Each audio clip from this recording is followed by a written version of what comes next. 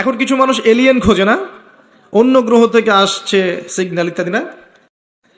ও বেটা নিজেই জানে না যে আমরা মানুষরাই তো এই গ্রহের বাসিন্দা না। আল্লাহ পাক এমন মালায়েকা সৃষ্টি করেছেন যার এক ফুৎকারে পুরো মহাবিশ্ব ধ্বংস হয়ে যাবে ইনশাআল্লাহ। এটা হচ্ছে পৃথিবীর সামনের ভবিষ্যৎ। আর আমাদেরকে ওই যে অন্ধকারের পথযাত্রী যারা আলোর সংজ্ঞা শেখায়, ওরা বলে যে না, পৃথিবীর পরে আমরা মঙ্গলে গিয়ে থাকবো, তারপরে অন্য একটা গ্রহে গিয়ে থাকবো, অমুক গ্রহে পানি পাওয়া গেছে ওখানে যাব। মানুষকে রঙিন স্বপ্ন দেখায়, কারণ ওরা হয়তো বুঝে ফেলেছে যে পৃথিবীতে আমরা আর বেশি দিন নাই। যা শুরু করেছি ওয়ার্ল্ডে, আমরা নিজেরাই পৃথিবীটা ধ্বংস করে ফেলি নাকি আল্লাহ ভালো জানে। আল্লাহ পাক একা ছিলেন, কিচ্ছু ছিল না, কথা ঠিক আছে? হুয়াল আউয়ালু, আল্লাহ পাক প্রথম, তার আগে কিছু ছিল? আচ্ছা, এরপর আল্লাহ পাক সৃষ্টি করলেন কি? কলম। কি সৃষ্টি করলেন? কলমের আগে হচ্ছে আরশ, কলমের আগে আরশ, এবং তার কান আরশুহু আলাল মা, তার আরশটা ছিল কিসের উপরে? পানির উপরে। আল্লাহ পাক এরপর সৃষ্টি করেছেন কলম, সৃষ্টি করে বলেছেন উকতুব, তুমি লিখো। কলম বলেছে মাযা আকতুব, আমি কি লিখবো? আল্লাহ বলছেন কিয়ামত পর্যন্ত যা যা হবে সব লিখে ফেলো। লাউহে মাহফুজের মধ্যে পুরো হিস্ট্রির শুরু থেকে শেষ পর্যন্ত কি হবে সব লিখা আছে, একদম টু দা পয়েন্ট লিখা আছে। আপনি চাইলেও আপনার তাকদীর এর মৌলিক বিষয়গুলো পরিবর্তন করতে পারবেন না। পারবেন? কার হাতে? এটা আল্লাহর হাতে। এখানে একটা কথা বলি, এখনকার এই যে বিজ্ঞান যুক্তি দর্শন, এরা কি তাকদীরে বিশ্বাস করে? করে না। আর তাকদীর হচ্ছে ইমানের 6 পিলারের এক পিলার। কেউ যদি তাকদীরে বিশ্বাস না করে সে কি ইমানদার হবে? হবে না। আপনার শিক্ষার মধ্যে কুফরি আছে। শিক্ষা ব্যবস্থা শিখাচ্ছে যে পরীক্ষা নিরীক্ষা যুক্তি দর্শন বিজ্ঞান দিয়ে কিছু প্রমাণ করতে না পারলে সেটা জ্ঞান নয়, তাই না? এটা শিখাচ্ছে না? তো আল্লাহকে আপনি ল্যাবে প্রমাণ করতে পারছেন না, মালায়েকা ফেরেশতাদেরকে আপনি ল্যাবে প্রমাণ করতে পারছেন না। তারপরে আসমানি কিতাবগুলো আগেরগুলো আপনি দেখেননি, চাক্ষুষ দেখেননি, নবী রসুলদেরকেও দেখেননি, তাই না? পরকালের যে আপনার কবরের আযাব, ইল্লিন, সিজ্জিন, যে মিজান, যে পুলসিরাত, জান্নাত জাহান্নাম দেখেছেন? এগুলোকে ল্যাবে প্রমাণ করতে পারবেন? এই যে তাকদীর, ভাগ্য, ল্যাবরেটরিতে বসে প্রমাণ করা যাবে? তো তাদের মতে পরীক্ষা নিরীক্ষা পর্যবেক্ষণের মাধ্যমে প্রমাণ না করতে পারলে সেটার গ্রহণযোগ্যতা নেই। আমাদের ইমানের যে মূলনীতি, এগুলো আল্লাহ, কিতাব, আসমানি কিতাব, রসুলগণ, পরকাল, মালায়েকা, এই যে 6টা পিলার তাকদীর, প্রত্যেকটাই কিন্তু গায়েবে বিশ্বাস, অদৃশ্য বিশ্বাস। দেখি নাই আল্লাহকে, বিশ্বাস করি, করি না? আর মালায়েকা দেখি নাই, বিশ্বাস করি না? জিনকে দেখেছেন? বিশ্বাস করেন না? রূহ বা আত্মাকে দেখেছেন? বিশ্বাস করেন না? কবরের আযাব, জান্নাত জাহান্নাম, মিজান, পুলসিরাত, এগুলো বিশ্বাস করেন না? এগুলো যেগুলো আমরা বিশ্বাস করি সেগুলো সব গায়েব না, অদৃশ্য নয়? আলিফ লাম মিম যালিকাল কিতাব লা রাইবা ফি হুদাল লিল মুত্তাকিন আল্লাযীনা ইউমিনুনা বিল গায়ব। এই যে যারা গায়েবের প্রতি বিশ্বাস করে তারাই তো মুত্তাকি, তাই নয় কি? আর এই বইটা মুত্তাকিদের জন্য। তো মুত্তাকি হতে হলে, ইমানদার হতে হলে আমাকে গায়েবে বিশ্বাস করতে হচ্ছে। আর তারা বলছে গায়েবে বিশ্বাস করলে আপনি মৌলবাদী। কথা বুঝতে পারছেন এবার? যেহেতু এগুলো মৌলিক বিষয়, ফান্ডামেন্টাল বিষয়, যেগুলো আপনি পরীক্ষা নিরীক্ষা যুক্তি দর্শন দিয়ে প্রমাণ করতে পারছেন না, তারপরেও বিশ্বাস করছেন, তাহলে আপনি একজন মৌলবাদী তাদের মতে। এই হলো একটা সংজ্ঞা ওদের। আর আমরা বলছি যে আমরা যতক্ষণ পর্যন্ত এই 6টা পিলারে বিশ্বাস করছি না ততক্ষণ মুমিনই হতে পারছি না, মুসলিমও হতে পারছি না। মুত্তাকি মুহসিন হওয়া তো অনেক দূরের কথা। তাই একজন ফান্ডামেন্টালিস্ট না হলে আমি পরিপূর্ণ মুসলিমই হতে পারবো না। তাই প্রত্যেকটা মুসলিমকে মৌলবাদী হতেই হচ্ছে, তাই নয় কি? তো এই শব্দটা ভালো না খারাপ? ভালো শব্দ, ভালো শব্দ অবশ্যই। কারণ ফান্ডামেন্টাল বিষয়গুলোতে বিশ্বাস না করলে আমি তো মুসলিমই হতে পারবো না। তাদের বিষয়গুলো একটা সমস্যায় ভোগে, সেটা হচ্ছে যে জ্ঞান আল্লাহর পক্ষ থেকে এসেছে এটা তারা বিশ্বাস করতে চায় না। জ্ঞান যে আল্লাহর পক্ষ থেকে এসেছে এটা তারা বিশ্বাস করতে চায় না। আমরা কোরআনে দেখছি আল্লাহ পাক বলছেন ওয়াআল্লামা আদামাল আসমাআ কুল্লাহা, আল্লাহ পাক আদম আলাইহিস সালামকে সমস্ত নাম শিক্ষা দিয়েছেন। আদম আলাইহিস সালাম জানতেন না? জানতেন? জানতেন না। ওয়াআল্লামাল ইনসানা মা লাম ইয়ালাম, মানুষকে সেই জ্ঞান শিক্ষা দিয়েছেন যা মানুষ জানতো না। আদম, তুমি বলে দাও নামগুলো কি, তিনি বলে দিলেন। মালায়েকাদেরকে বললেন বলো নামগুলো কি, তিনি বলতে পারলেন না। তারা বলতে পারলেন না। লা ইলমা লানা ইল্লা মা আল্লামতানা, আমাদের সেই জ্ঞান নাই, যতটুকু আপনি শিখিয়েছেন অতটুকু জানি। তার মানে বুঝতে পারলাম জ্ঞান কার কাছ থেকে আসে? সূরা কাহফ পড়েন 29 নম্বর আয়াতে আল্লাহ পাক বলেছেন ওয়াকুলিল হাক্কু মির রাব্বিকুম, হক সত্য মিথ্যার মানদণ্ড কার পক্ষ থেকে আসে? ফালা তাকুনান্না মিনাল মুমতারিন, সূরা বাকারায় আছে, সন্দেহবাদীদের অন্তর্ভুক্ত হয়ো না। আল হাক্কু মির রাব্বিক। তো আমাদের সংজ্ঞা হচ্ছে জ্ঞান সত্য মিথ্যার মানদণ্ড, ন্যায় অন্যায়ের মানদণ্ড, ভালো মন্দের মানদণ্ড কার পক্ষ থেকে আসে? আল্লাহর পক্ষ থেকে আসে। এটা অবনত চিত্তে, বিনা যুক্তি, বিনা তর্ক, বিনা বিজ্ঞানে মেনে নেওয়ার নামই হচ্ছে ইসলাম। এখানে যুক্তি বিজ্ঞান দর্শন পরের সাবজেক্ট, আগে আত্মসমর্পণ, তার নাম ইসলাম। ইয ক্বালা লাহু রাব্বুহু আসলিম, যখন ইব্রাহিমকে তার রব বলেছিলেন, যখনই বলেছেন আত্মসমর্পণ করো, ক্বালা আসলামতু লিরাব্বিল আলামিন, তিনি সাথে সাথে বলেছেন আমি এই জগৎ সমূহের রবের কাছে আত্মসমর্পণ করলাম। ইব্রাহিম, তোমার সন্তান এবং স্ত্রীকে রেখে আসো ওই মরুভূমিতে। ইব্রাহিম আলাইহিস সালাম বললেন না, কি জন্য রেখে আসবো, এটা তো সাইন্টিফিক না, কোন যুক্তিতে কোন দর্শনে রেখে আসবো, ওখানে পানি নাই মানুষ নাই, কি জন্য রেখে আসবো? ওই যে ইবলিস যেমন বলেছিল আমি কেন সেজদা করব, ও তো মাটির আমি তো আগুনের। ইব্রাহিম এটা বলেছেন? ইয ক্বালা লাহু রাব্বুহু আসলিম, আত্মসমর্পণ করো, বলেছেন আসলামতু, আমি আত্মসমর্পণ করলাম, এর নাম ইসলাম। আমি কি ইসলাম বোঝাতে পারছি ভাই? হ্যাঁ। এরপরে আসেন ইসলামের প্রত্যেকটা বিষয় আপনি এগুলো দিয়ে প্রমাণ করতে পারবেন, কিন্তু সেই জ্ঞান আপনার থাকতে হবে, ওই যুক্তি, ওই বিজ্ঞান, ওই দর্শনের জ্ঞান আপনার থাকতে হবে। কিন্তু ওই সব মানুষকে আল্লাহ পাক সেই জ্ঞান দেননি, সব মানুষকে আল্লাহ পাক সেই জ্ঞান দেননি। প্রত্যেকটা বিষয়, ইসলামের প্রতিটা বিষয়, রূহ, আপনার যে কবরের আযাব, জান্নাত, জাহান্নাম, মিজান, পুলসিরাত, সবকিছুই জ্ঞানের আওতায় আনা সম্ভব, কিন্তু আল্লাহ পাক সেই জ্ঞান মানুষকে দেননি পৃথিবীতে। দিলে তো আর পরীক্ষা থাকতো না। কি জন্য এসেছেন এখানে? পরীক্ষা। মানে সব যদি চোখে দেখেন, আল্লাহকে চোখে দেখছেন, কে না নামাজ পড়বে, তাই না? এমন কেউ আছে নামাজ পড়তো না? এটাই তো পরীক্ষা, আল্লাহকে দেখবেন না তারপরেও আপনাকে নামাজ পড়তে হবে। কবর তো দেখেননি আযাব কেমন হয়, তারপরে ভয় রাখতে হবে, হ্যাঁ কবরের আযাব আছে। মিজান দেখিনি, পুলসিরাত দেখি নাই, পুলসিরাত পার হতে হবে, ভয় রাখতে হবে। দেখলে তো অবশ্যই আমল করতেন। লিনাবলুয়াকুম আইয়ুকুম আহসানু আমালা, এজন্যই তো সৃষ্টি করেছেন আল্লাহ পাক। তো এটাই হচ্ছে টেস্ট, যেটা ওই পশ্চিমা দর্শন এবং ওদের অনুসারীরা বুঝতে পারে নাই। এখানে ইসলামের মূলনীতি হচ্ছে এই যে আমরা গায়েবে বিশ্বাস করি, না করা পর্যন্ত আমরা মুসলিম হতে পারছি না। আল্লাহ পাক এবার আদম এবং হাওয়া আলাইহিস সালামকে সৃষ্টি করে জান্নাতে রেখে পরীক্ষা নিয়ে দুনিয়াতে পাঠিয়েছেন। দুনিয়াতে পাঠিয়ে আল্লাহ পাক একটা মূলনীতি দিয়েছেন, এটা ভালো করে বোঝেন। আল্লাহ পাক মূলনীতি দিয়ে পাঠিয়েছেন। সূরা বাকারা আয়াত নাম্বার 38-39, কুল নাহবিতু মিনহা জামিআ, আল্লাহ পাক বলছেন তোমরা এখন পৃথিবীতে নেমে যাও। কে কে নেমে যাবে? আদম, হাওয়া আলাইহিস সালাম, ইবলিস, তোমরা নেমে যাও। ফাইম্মা ইয়াতিয়ান্নাকুম মিন্নী হুদান, তোমাদের কাছে আমার পক্ষ থেকে হেদায়েত আসবে, মানে প্রত্যেক যুগে যুগে আমার পক্ষ থেকে হেদায়েত, মানে আসমানি কিতাব, নবী রাসূলগণ আসবে। ফামান তাবিআ হুদায়া, যারা আমার হেদায়েতকে মেনে চলবে, ফালা খাউফুন আলাইহিম ওয়ালা হুম ইয়াহজানুন, তাদের কোনো ভয় নাই, কোনো দুশ্চিন্তাও নাই। এই দুনিয়ার জীবনে হায়াত দেওয়া হবে 100, 200, 300, 500, 1000 বছর। আগে তো ছিল 1000 বছর, এখন না হয় আমাদের 100-র কম গড়াইও আর কি। তো এই সময়টুকুতে তোমাদের কাছে হেদায়েত আসবে, আসমানি কিতাব আসবে, নবী রাসূলগণ আসবেন। যদি নবী রাসূল না থাকেন, উলামায়ে কেরামের মুখ থেকে হক শুনবে, আল্লাহ কিতাব থাকবে, হেদায়েত পৌঁছে যাবে।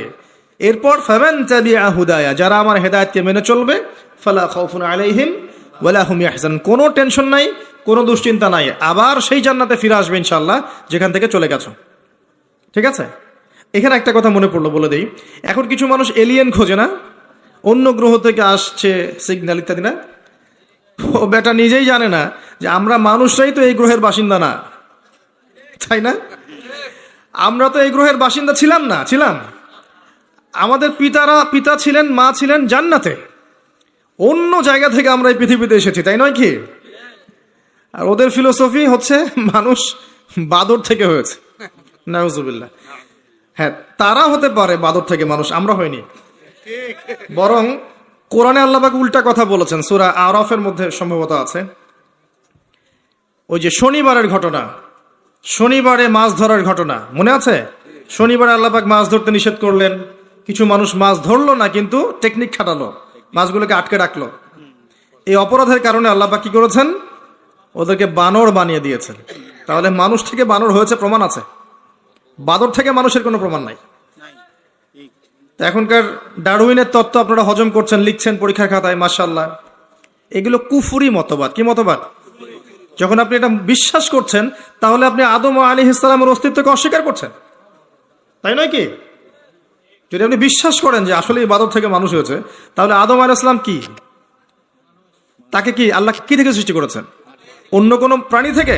কখনোই না। তাকে আল্লাহ পাক নিজ হাতে, নিজের হাতে আল্লাহ পাক মাটি থেকে, কাদা মাটি থেকে সৃষ্টি করেছেন। আল্লাহ পাক বলেননি মিনহা খালাকনাকুম ওয়া ফিহা নুঈদুকুম, বলেননি ওয়া মিনহা নুখরিজুকুম তারাতান উখরা, তোমাদেরকে এই মাটি থেকে সৃষ্টি করেছি, আবার সেখানেই ফিরিয়ে নিব, এখান থেকে আবার পুনরুত্থিত করব, তাই না? যেভাবে প্রথমবার করেছিলাম। তো খেয়াল রাখবেন, পড়াশোনা করতে গিয়ে যেন কুফরি না হয়ে যায়। তো এই একটা আয়াত আল্লাহ পাক বললেন তোমরা নেমে যাও, কিন্তু হেদায়েত আসবে, যারা হেদায়েত মেনে চলবে তারা আবার জান্নাতে ফিরে আসবে। তারপর আরেকটা আয়াত আছে 39, আল্লাহ পাক বলছেন ওয়াল্লাযীনা কাফারু, তবে যারা কুফরি করবে, ওয়াকাযযাবু বিআয়াতিনা, এবং আমার আয়াতগুলোকে মিথ্যা প্রতিপন্ন করবে, কাযযাবু মিথ্যা প্রতিপন্ন করবে, ফাউলাইকা আসহাবুন নার, তারা চিরস্থায়ী, তারা জাহান্নামের অধিবাসী হবে, হুম ফিহা খালিদুন, তারা সেখানে চিরস্থায়ী থাকবে। এটা কি জীবন দর্শন না? সহজ সরল জীবন দর্শন। আল্লাহর পক্ষ থেকে হেদায়েত আসবে, দুনিয়ার সময়টা লিমিটেড, এই সময়ে হেদায়েত আপনার কাছে আসবে, এটা আল্লাহর দায়িত্ব পৌঁছে দেয়া। এরপর যদি আপনি মেনে নেন, আপনি সেই জান্নাতে যাবেন ইনশাল্লাহ, যেখান থেকে এসেছেন ইনশাআল্লাহ। আর যদি আপনি না মানেন, অস্বীকার করেন, মিথ্যা প্রতিপন্ন করেন, তাহলে ওই ইবলিসের সাথেই, অহংকারী ইবলিসের সাথেই চিরস্থায়ী জাহান্নামে যেতে হবে। আমরা এখন কি চাই সেটা আমাদেরকে সিদ্ধান্ত নিতে হবে, তাই নয় কি? আল্লাহ পাক কি জোর করবেন? আল্লাহ পাক জোর করবেন না। কুলিল হাক্কু মির রাব্বিকুম ফামান শাআ ফালইউমিন, যার ইচ্ছা হয় সে ঈমান আনুক, ওয়া মান শাআ ফালইয়াকফুর, যার ইচ্ছা হয় অস্বীকার করুক। আল্লাহ দুনিয়াতে আযাব দিতে পারেন, বিপদ আপদে ফেলতে পারেন, শাস্তি দিতে পারেন, চিরস্থায়ী জাহান্নাম দুনিয়াতে দিবেন না, দিবেন? আল্লাহ ফিরে আসার সুযোগ দিবেন। আর আল্লাহ আরো বলেছেন ওয়াহাদাইনাহুন নাজদাইন, আমি দুইটা পথ দেখিয়ে দিয়েছি। অন্য সূরা আল্লাহ পাক বলেছেন ইম্মা শাকিরা ওয়া ইম্মা কাফুরা, ইচ্ছা হলে তুমি কৃতজ্ঞ হও, ইচ্ছা হলে অকৃতজ্ঞ হও। লা ইকরাহা ফিদ্দিন, দিনে কোনো জবরদস্তি নেই, ঘাট ধরে কাউকে ইসলাম কবুল করাতে হবে না, হবে? আল্লাহ পাক চান্স দিয়েছেন এই সময়টুকুতে। এবার আসেন যে প্রত্যেক যুগে যুগে আল্লাহ পাক কি তার পক্ষ থেকে নবী রাসূল পাঠাননি? আসমানি কিতাব পাঠান নাই? নূহ আলাইহিস সালাম 950 বছর দাওয়াত দিয়েছেন, তার কাছে আল্লাহর কিতাব আসেনি? 950 বছর দাওয়াত দেওয়ার পরে কিছু মানুষ ইসলাম কবুল করেছে, কিছু বেশিরভাগ মানুষই করে নাই। যে বেশিরভাগ মানুষ করেনি, আল্লাহ পাক তাদেরকে ডুবিয়ে দিয়েছেন না? আর নূহ আলাইহিস সালামকে এবং তার সঙ্গী সাথী সহ নাজাত দিয়েছেন, উদ্ধার করেছেন, করেননি? একই সুন্নাহ। আদ জাতির কাছে যান, বড় বড় দেহের, যারা ঈমান এনেছে আল্লাহ পাক উদ্ধার করেছেন, ঈমান আনে নাই দুনিয়ায় দুনিয়াতেও লাঞ্ছিত করেছেন, পরকালেও চিরস্থায়ী জাহান্নামে পাঠাবেন। সামুদ জাতি, সালেহ আলাইহিস সালাম, একই কাহিনী। যারা ঈমান এনেছে আল্লাহ পাক উদ্ধার করেছেন, ঈমান আনে নাই ধ্বংস করে দিয়েছেন। কওমে মাদিয়ান, শুআয়ব আলাইহিস সালামের কওম, একই ঘটনা। ঈমান এনেছে উদ্ধার, ঈমান আনে নাই আল্লাহ পাক ভূমিকম্প দিয়ে ধ্বংস করেছেন। ফিরআউন, একই ঘটনা।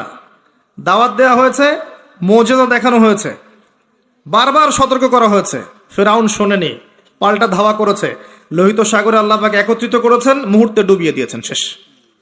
আর মূসা আলাইহিস সালামকে উদ্ধার করেছেন।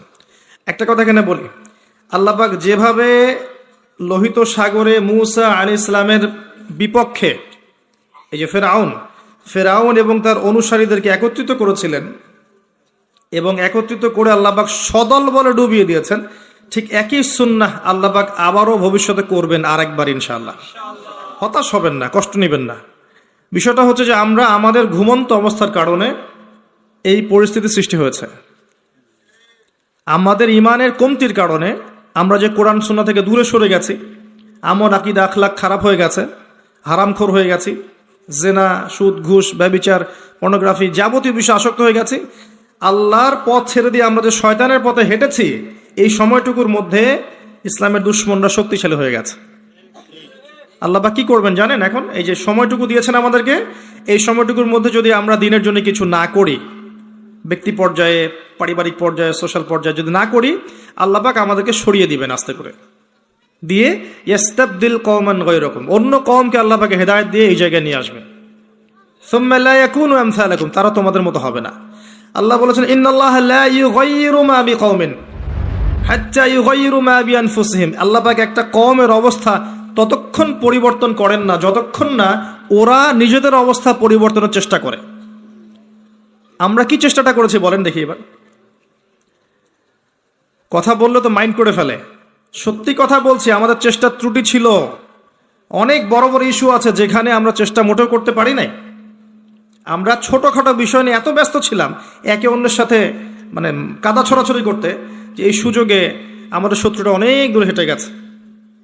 এটা ক্যাচ করা এখন আমাদের জন্য অনেক কঠিন হয়ে গেছে। এখনো আমরা সেই একই কাজই করে যাচ্ছি। জি, এখন 2022-এ এসেও দেখবেন আমরা সেই একই কাজই করে যাচ্ছি। আর যারা চেষ্টা করেছিলেন সত্যিকার অর্থেই, তাদেরকে আমরা দিন দিন হারিয়ে ফেলেছি। তাদেরকে আমরা ডে বাই ডে হারিয়ে ফেলেছি। আল্লাহ পাক যেন নতুন প্রজন্ম সৃষ্টি করেন। আল্লাহ যাকে পছন্দ করেন আল্লাহ পাক যেন তাকে কবুল করেন। আল্লাহ যার মধ্যে খুলুসিয়াত দেখেন, সামর্থ্য দেখেন, যোগ্যতা দেখেন, ঈমান দেখেন, তাকওয়া দেখেন, আল্লাহ পাক তাকেই যেন কবুল করেন। এবং তাদেরকে দিয়ে আল্লাহ পাক এমন একটা রেভলিউশন ক্রিয়েট করেন যাতে আগামী দিনগুলোতে মুসলিমরা অধঃপতনের হাত থেকে রক্ষা পায় এবং কোরআন এবং হাদিসকে হাতে নিয়ে এই জালেম সভ্যতাকে চ্যালেঞ্জ করতে পারে। এবং আল্লাহর জমিন, আল্লাহর দিনের যে নূর, যে রব, আল্লাহর দিনের যে ফ্লেভার, যে আধ্যাত্মিকত্ব, যে পতাকার রং, এটা যেন আল্লাহ পাক প্রতিষ্ঠা করতে পারে, তৌফিক দান করেন, আমিন। তো আমি বুঝাচ্ছিলাম যে প্রত্যেক যুগে একই সুন্নাহ। মুসা আলাইহিস সালাম এটা বুঝলেন। আসেন তারপরে আমাদের নবী মুহাম্মদ সাল্লাল্লাহু আলাইহি ওয়াসাল্লামের কাছে আসেন। এখান থেকে শেষ করছি আলোচনার দিকে আমি। মুহাম্মদ সাল্লাল্লাহু আলাইহি ওয়াসাল্লামের সময় আবু জেহেল, আবু লাহাব, উতবা, শাইবা, রাবি এরা ছিল না? কুরাইশ। মুহাম্মদ সাল্লাল্লাহু আলাইহি ওয়াসাল্লামকে বাধা পেতে হয়েছে প্রথমত নিজেদের লোক থেকে, তাই না? নিজের ঘর, নিজের চাচা, নিজের বংশ। এটাই সুন্নাত ভাই, যে কবুলিয়াত যারা পাবে ওদেরকে ঘর থেকেই বাধা দেয়া হয়। বিরোধী শক্তিরা পরে। আমরা কিন্তু দরুদে পড়ি আল্লাহুম্মা সাল্লি আলা মুহাম্মদ ওয়া আলা আলি মুহাম্মদ কামা সাল্লাইতা আলা ইব্রাহিম। কখনো কি চিন্তা করেছেন যে অন্য নবীদের নাম বাদ দিয়ে এখানে ইব্রাহিমের নাম কেন? ভেবেছেন কখনো? একটু দুইজনের জীবনী পড়ে দেখবেন, দুইজনের জীবনীর মধ্যে অনেক মিল আছে।